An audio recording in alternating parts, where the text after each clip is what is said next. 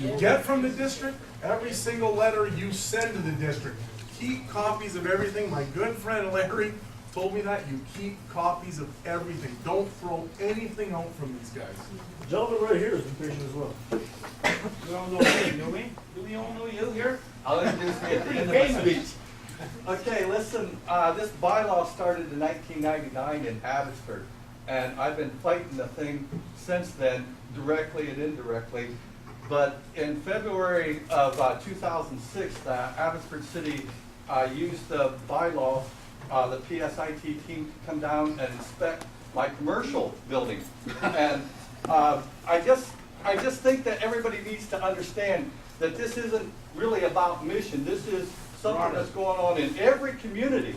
And if you step back and you look at it and you take a global perspective on what's going on, there's foreign influence on bringing in these laws because they're not based on science, and they're not based on logic or reason, and they're not based on serving the community.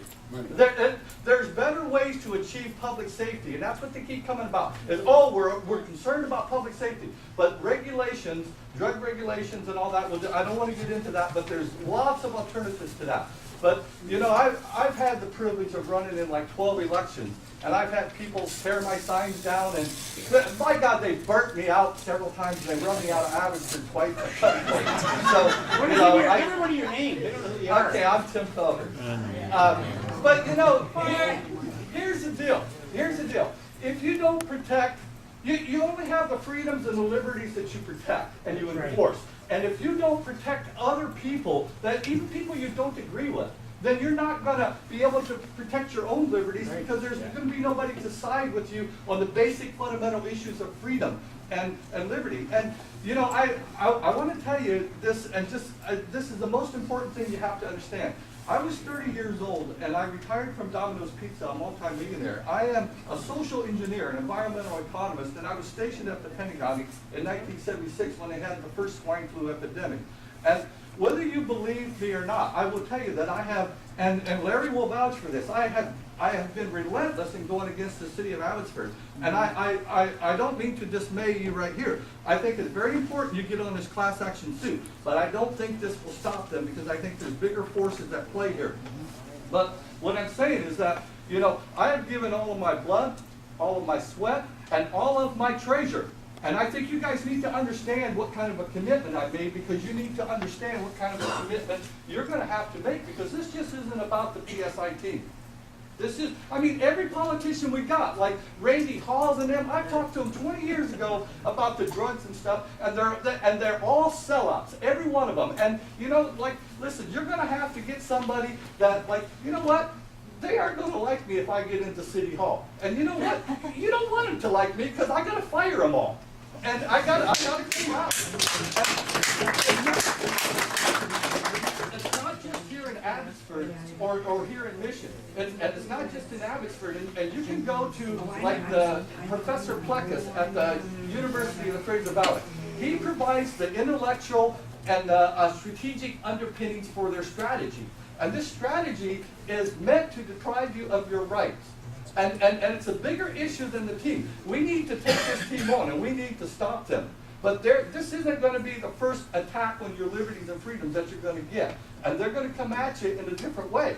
And we not only need, I know people don't think this, but we need to not only stop this team, but we need to hold some of these politicians accountable for what they've done. Yes. And you know, when you go into, I can't explain this any other way than this. When I was 18 years old, they declared the drug war, and the police officers came into my high school, and they arrested 40 kids, and they allowed those 40 kids to turn state's evidence on the other high school kids, and they ended up sending 70 kids to prison from 4 to 7 years for just ounces of marijuana.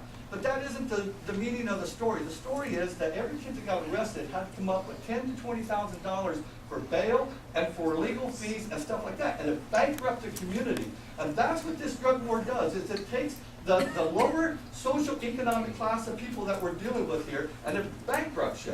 And that's for this. Although you mentioned it before, we are getting a bit off topic there. There was a lady in the corner that wanted to speak, and then we'll go back to the lady in the blonde. Oh, yes. Yeah, I'm getting back to the warrant thing. Does warrant have to be served personally to you as the owner of the house, or? No, No. Okay, what if you weren't there? doesn't matter. Doesn't matter. They They do can walk it in and anyway? they'll enter. Is that allowed? Yes. Is that, What the warrant does. so that they break down your door? Is that No, what they get, you generally get a locksmith, then they can damage the lock. I know of one case at least. But the bottom line is, they don't require you to be there. They get a locksmith, they can come in, okay? You've got cats in there that are gonna protect your house, they'll shoot your dog. Yeah, absolutely, I'm sure they would. That's The lady in the door? I'm probably the most extreme case here that came into my house, and I had the house from hell that I bought 8 years ago. And I tried to sue everybody's ass off and got nowhere. Come to the end of it, they helped me figure out why. I've never figured out where the entrance was to my basement. But my house was actually in a fire and it was covered up and flipped. And I was the third owner that bought the house. I moved in and the water's pouring in the living room door.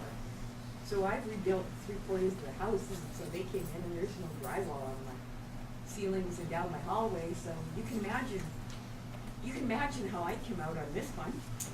And hydrometer wasn't even reading properly. The electrical inspector that inspected it came out that the meter doesn't read properly. They didn't even read the meter properly, as they quite often haven't on my hydro bill, because I guess they can't read the really old meters compared to the digital ones. So my hydro bill was adjusted afterwards.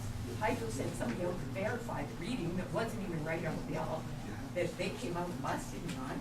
But at the end of it, my house is now on the market after I went to the Section 57 hearing with all the pictures that questioning why they would condemn my house in the condition it is when I bought the house in the condition I did, because I saved pictures of what I found behind walls and the mold and mildew that I had to take out. And I went into foreclosure because I had 2 employees and lawyers didn't pay me.